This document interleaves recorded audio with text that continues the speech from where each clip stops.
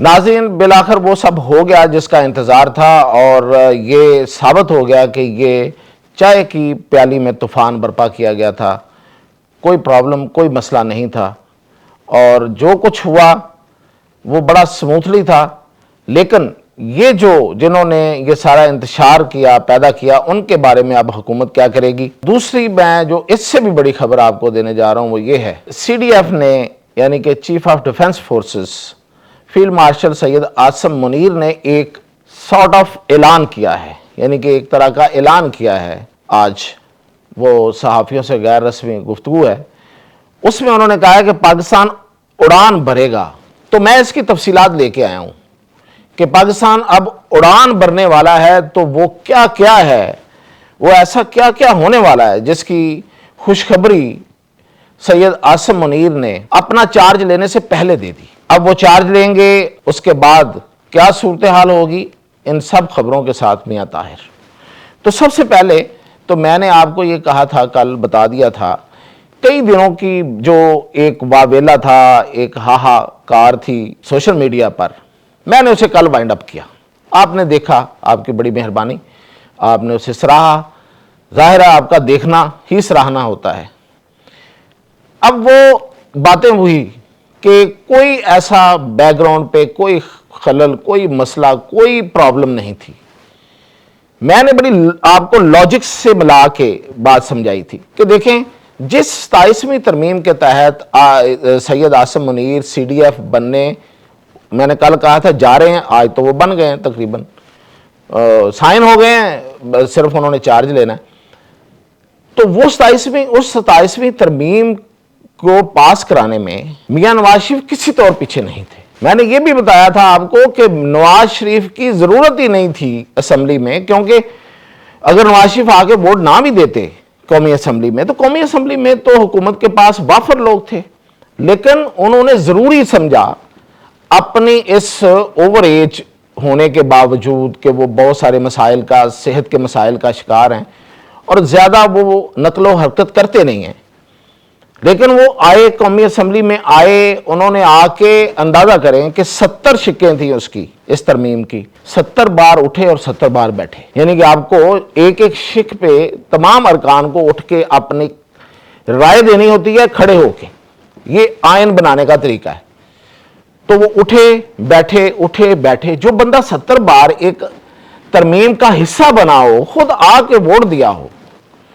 اس سے بھی پہلے میں نے آپ کو، اس سے بھی پیچھے میں لے گیا تھا کہ سید عاصم منیر کا جب آرمی چیف کے طور پہ تقرر ہوا تھا، بنیادی رول جو ہے، بنیادی کردار جو ہے، وہ میاں نواز شریف کا تھا۔ بہت سی ان کے سامنے آپشنز تھے، لیکن انہوں نے کہا کہ نہیں، دا سینئر موسٹ، وہ جو بھی ہے، انہوں نے تاریخ سے سبق سیکھا، اپنے جو انہوں نے اپوائنٹمنٹس ماضی میں کی تھی، جو بھی ان کے ذہن میں تھا، whatsoever was, I don't know, لیکن انہوں نے میرٹ پہ فیصلہ کیا اور سینئر موسٹ کو انہوں نے بنایا، اور پھر کوئی بات نہیں سنی، سینئر موسٹ کا کہا اور کوئی بات نہیں سنی، اور پھر انہیں کا ہی نوٹیفیکیشن ہوا۔ تو پھر ایسے بندے کو چیف آف ڈیفنس بنانے کے نوٹیفیکیشن یا اس کی سمری یا پھر اس کے چارج لینے پہ رکاوٹ کی کیا ہی وجہ ہو سکتی ہے؟ کوئی بہت ہی مطلب جس کے ذہنی خلل ہے وہ اس طرح کی کوئی بات جو ہے وہ کر سکتا ہے تو کرے، تو کی لوگوں نے۔ اب سوال پیدا ہوتا ہے کہ حکومت اس پر کیا ایکشن لے گی؟ میری اطلاع یہ ہے کہ ضرور ایکشن ہوگا، اور بڑا سخت ایکشن ہوگا۔ جس طرح سے حکومت نے سٹیپ لیا ہے کہ بیرون ملک بیٹھے ہوئے 2 یوٹیوبرز کو پاکستان لانے کی جو کوشش ہے، گو کہ فی الحال لوگ یہ کہہ رہے ہیں کہ وہ بہت مشکل ہے ان کو لانا، یو کے کا قانون ان کو ہمارے حوالے کرنے کے لیے سپورٹ نہیں کرتا، لیکن میرا ذاتی خیال یہ ہے کہ کوئی کچی گولی نہیں کھیلی گئی۔ یہ ساری فیلڈنگ کر کے ان کے خلاف پکے ثبوت دے کے اور ایسا قانون موجود ہونے کی یقین دہانی لے کے یہ سارا پروسیس آگے چلایا گیا ہے۔ تو یہ وہاں سے ان کو باہر سے بھی لایا جائے گا اور یہاں بھی کارروائی ہوگی۔ اب میں آپ کو جو اگلی اصل خبر دے رہا ہوں وہ یہ ہے کہ چیف آف ڈیفنس سید عاصم منیر نے اپنے اس سمری پہ دستخط کے پروسیس سے پہلے آج کرگزستان کے صدر آئے ہوئے تھے، ان کے عشائیے کے دوران صحافیوں سے غیر رسمی گفتگو کی، اور اس گفتگو میں انہوں نے کہا کہ اب سب اچھا ہونے جا رہا ہے، اب پاکستان اڑان بھرنے جا رہا ہے۔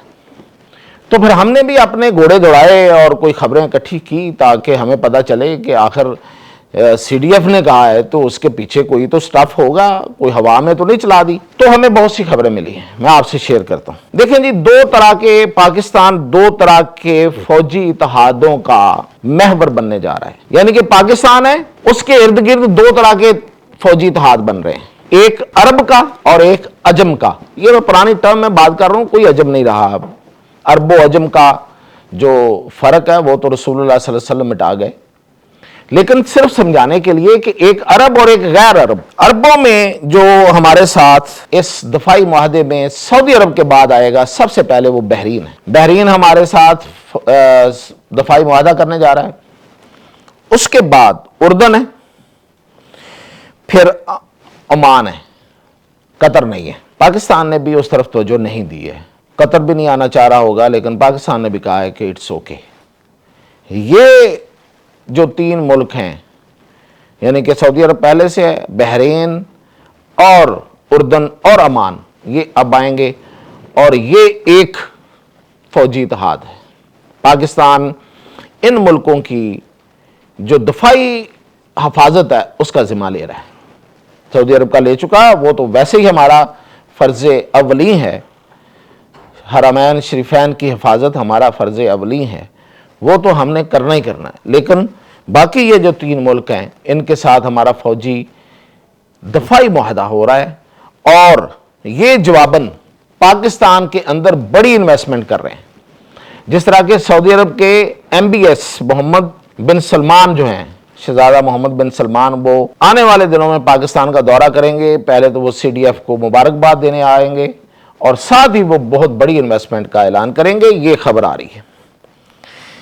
ابھی میں دوسرے اتحاد کی طرف بھی جا رہا ہوں کہ وہ کون سا ہے، اور پھر یہ کہ بحرین پاکستان میں ایک بڑی انویسٹمنٹ کرے گا، اردن پاکستان کے دفاعی جو صنعت ہے اس میں انویسٹمنٹ کرے گا، اور وہ اس میں ہماری جو میزائل ٹیکنالوجی اور میزائل بنانے کی جو ہے، اور جو ڈرون ہے اس میں اس کی انویسٹمنٹ آ رہی ہے، اور اس کے علاوہ اس کی جو انویسٹمنٹ ہے ہماری زراعت میں آ رہی ہے۔ سعودی عرب کی جو ہے وہ منرلز میں آ رہی ہے سب سے بڑی، اور اس کے علاوہ زراعت میں آ رہی ہے، اور عمان بھی انویسٹمنٹ کرے گا۔ اور اب میں بتاتا ہوں آپ کو دوسرا بڑا اتحاد، وہ ہوگا ترکی، یعنی کہ غیر عرب اتحاد جو ہے، یہ بھی فوجی اتحاد، پہلے فوجی اتحاد ہوگا، اس کے بعد پھر انویسٹمنٹ ہوگی۔ ترکی اور بنگلہ دیش میں فروری میں جو الیکشن ہو رہے ہیں، اس کے بعد جو بھی حکومت آئے گی کہ وہ پاکستان کے ساتھ، کیونکہ وہاں کی جو فوج ہے اس نے یہ طے کر لیا ہے کہ ہم پاکستان کے ساتھ دفاعی معاہدہ کریں گے۔ اور نیپال، یہ سب سے بڑی ہے، آپ کے لیے خبر ہونی چاہیے۔ نیپال گو کہ ایک چھوٹا ملک ہے، لیکن اسٹریٹجیکلی ہمارے لیے بڑا اہم ہے۔ اگر نیپال پاکستان کے ساتھ دفاعی معاہدے میں آ جاتا ہے تو پاکستان، چائنا، نیپال، بنگلہ دیش، یہ سمجھیں کہ آپ نے بھارت کا گھیراؤ کر لیا۔ بھارت کو بالکل اچھے بچوں کی طرح بیہیو کر کے رہنا ہوگا، ورنہ اس کو ہر طرف سے، یعنی کہ چاروں طرف سے اس کے گدی میں پڑیں گی۔ یہ اس کو سبق دینا ہے اس اتحاد کے ذریعے۔ اور اس کے علاوہ پاکستان کے ساتھ اس اتحاد میں وسط ایشیائی ریاستیں آ رہی ہیں۔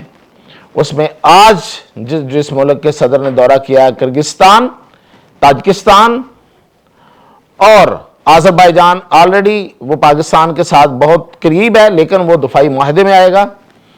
اور یہ بھی خبر ہے کہ ازبکستان بھی اس میں آ جائے گا۔ تو یہ ریاستیں، وسط ایشیائی ریاستیں، اور یہ جو میں نے ایسٹ ایشیا جو میں نے آپ کو بتایا ہے، بنگلہ دیش اور ایون ملیشیا کے بارے میں بھی اطلاع ہے کہ وہ بھی اس اتحاد میں آ سکتا ہے۔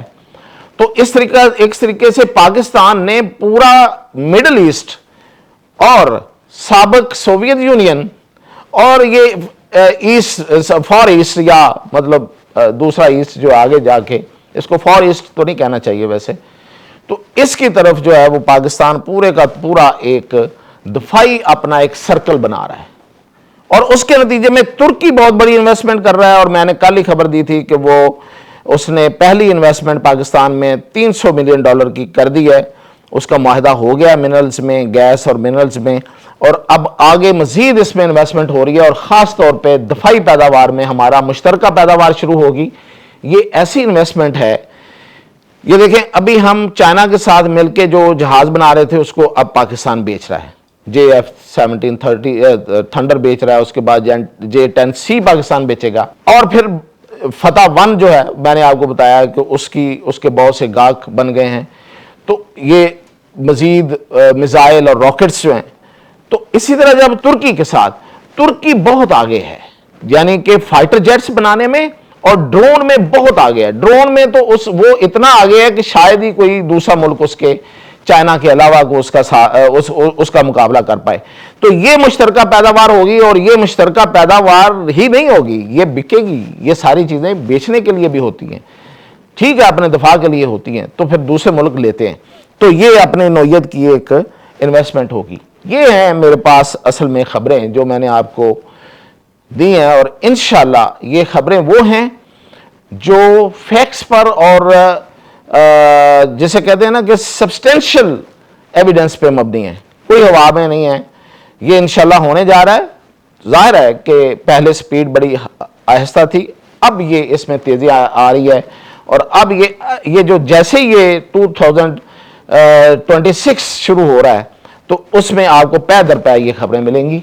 اجازت دیجیے، حافظ۔